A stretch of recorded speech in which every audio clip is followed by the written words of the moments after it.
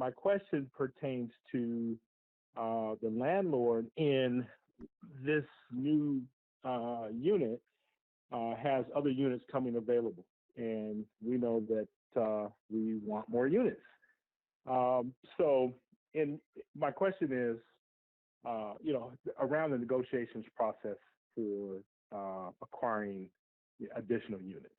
Okay. I know how to go and get the unit, right? But what factors differ in the negotiation process for additional units? Addition, and Where so does that? that we're clear, you're talking about additional units from the exact same landlord that you already got units from. Yes, yes, Okay, got it. So yeah. He let me wants to ask he you. wants to give me more units. Go ahead. Yeah, well, I get that, and this happens.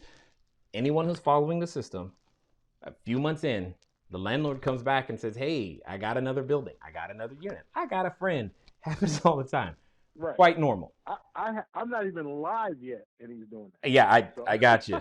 he likes Totally he understood. likes what he sees already. So it's Exactly, crazy. because that we don't meet their expectation. There are people out there who are literally training and teaching people go to. And again, I have nothing wrong with flea markets and Craigslist and all this other stuff. But if you're trying to build a repeatable, scalable system, you need to really think about the impression you're giving, not just to the guest, but also to the landlord. It not yeah, so that at the end of the day, we can drive business long term. Okay, so now with that being said, Right. there's a reason he or she is already offering you more locations. There's a reason. It's because you solve a problem. The problem that you're solving is vacancy, right? They don't have to go find Right. that tenant. Yep. There's usually there's less hassle when we're there because they don't have the same maintenance things to be concerned about. They don't get called anywhere near as often. I mean, there are just all these other things that we bring to the table that normally just doesn't happen for them. I mean, we Right. can become some of the longest term tenants, and the property is taken such great care because we have to. Now, you need to be really aware of the problems that you are taking off the table.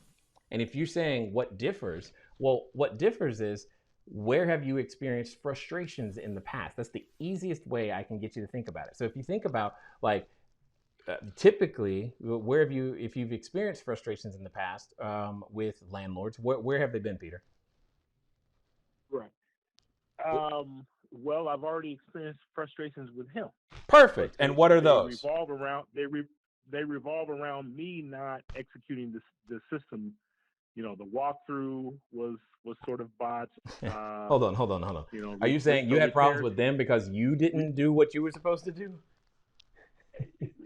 yep, yep, I yep. appreciate you being willing to admit that to the thousands I upon gotta be thousands I of gotta be people who are frank. listening right now. I gotta be honest. I Yeah, gotta no, be I honest. appreciate that. Yeah, yeah, That's commendable, and I love it. So, with that being yeah. said, And go ahead. and additionally, so here's the thing. The location is such that it's 2 miles from the airport. It's 2 miles from SeaTac Airport. Is that good So for you? it's ideal for the business traveler. Okay. The and they're 2-bedroom units, Okay. and they're coming online because he's renovating them 100%. He's putting brand new everything in Okay. these units, so Okay. they look great. Okay. And but there are some challenges with the neighborhood, right? Oh, And the other tenants that are slowly moving out, that sort of thing. got it. So it's sort of a you know it's a business travel area, because I mean right across the street is light rail, down within a block is a hotel and hotels for the airport and whatnot. Got So it. there's a hybrid. There's a hood executive mix, if that makes any sense. Yeah, So no, I totally understand where you're going from. That I mean, the rail stations tend to go to the I'll say the places where I grew up first too, because that's where the cheap land or the cheaper land is at the beginning, and then slowly over time things transition. I hear you, yep, and I have two yep. questions for you. Then, one, how many units does this Okay. building have? I shucks. That I don't know for. So he has two buildings, and they're adjacent. Let me see. I can look out the window and see if I can count really quick on windows. Okay. And really what's more important is, do you eventually want to own this building? I would not mind. I would not mind. Okay. I don't know that that's where he wants to go. So one of the things I wanted to interject in the question is, so I know in real estate, you're solving the problem, so you have to find out what his problem is, right? Right. And why is he selling in Right. real estate, right? Right. So how does that translate to STRs, I guess? Well, that's really where it comes down to. There's a reason he's doing the rehab that he's doing. He's not doing it for fun. Well, maybe. No. I doubt it. I'm assuming some of it, there's a profit motive there. And one of the things that I'm asking you is about your long-term play, because remember, this is a 3-phase business. Phase 1 is get 1, phase 2 is get like 10 to 20. And then once you have the number of units that you need, you should transition into actually owning the real estate. So what I'm fast forwarding for you is I'm trying to put you in a position, or give you the words to put you in a position to actually begin to leverage what you are bringing to the table as a benefit. So, because if you want this property, now is the time to begin angling for, it's like, hey, Frank, and again, I made up his name. Hey, Frank, what it comes down to is I have no problem getting additional units. However, here's my concern.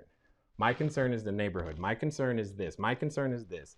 These are the things that I've experienced with you thus far. Now, some of that's my fault, and I can take full responsibility for this. But going forward, here's what I need. I need this, I need this, and I need this. Because ultimately, what I'd like to do is I'd like to be able to purchase this building. So if it's okay with you, I would like to begin to put a first right of refusal in our leases so that I could also be in position and be ready in about 24 to 36 months to actually buy the building from you at whatever the fair market value is at that time. So to be clear, Frank, I still want you to keep. Are you going to charge me later for this? What's that? Are you going to charge me later for this? Are you going to charge me later for this? Charge? Wow. Who am I going to charge you? Nah, dude, you're here. I'm just answering the question. But this is what you're asking, and what I am saying is this is how you do it. Yeah. Okay. That's so exactly what I want to know. Okay. Now the real question is, you know what? I will charge you when I find out if you didn't do it. Now I'm charging you. Go do it, and it's free. Okay. How about that? All right. Okay. Cool. I got it. That's plenty. That's plenty. If you like information like this, go ahead and hit that like button, because that tells YouTube that more entrepreneurs see us, and definitely hit the subscribe button and notification bell so that the next time we publish more quality content like this, you can be a part. Thanks.